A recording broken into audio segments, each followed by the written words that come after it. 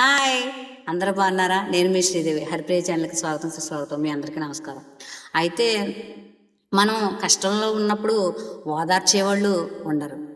అయితే మనం సంతోషంగా ఉన్నవాళ్ళు సంతోషించేవాళ్ళు ఉంటారని, ఎక్కువ మంది శాతం ఉంటారని కూడా చెప్పలేం. ఎందుకంటే ఒక్కొక్కసారి అంతా అలా జరుగుతుంది. అయితే మనం ఏడ్చేటప్పుడు చూసి ఇంకా ఇంకా ఏడ్పించేవాళ్ళు ఉంటారు. ఎందుకంటే అది మన పురాకృత పుణ్య విశేషం. అలాగే అనుకోవాలి. అలా అనుకుంటేనే మనం ఈ జన్మలో మోక్షాన్ని తప్పక సాధింతాం.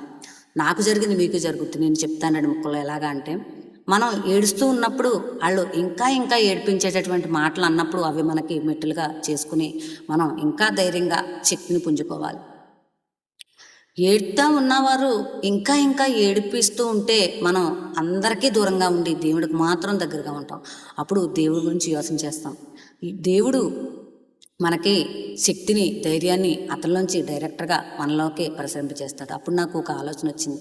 తండ్రి, నేను ఏడుస్తూ ఉంటే కనీసం కళ్ళు కూడా తొడవలేదు, ఇంకే ఎంత దారుణంగా మాట్లాడుతుంది, ఏంటి తండ్రి ఇలా మాట్లాడిపిస్తున్నావు అని నాకు అనిపించినప్పుడు స్వామి నాతో నవ్వుతూ చూసినట్టు అనిపించింది. అప్పుడు ఆయన ఏమన్నారంటే, నువ్వు నా యొక్క భక్తురాలువు, నువ్వు నాతోనే నీ టైం అంతా గడపాలి, ఇవి మెట్లుగా చేసుకుని నా దగ్గరికి చేరాలని చెప్పి ఆయన అంటున్నట్టుగా నేను యోచన చేశాను.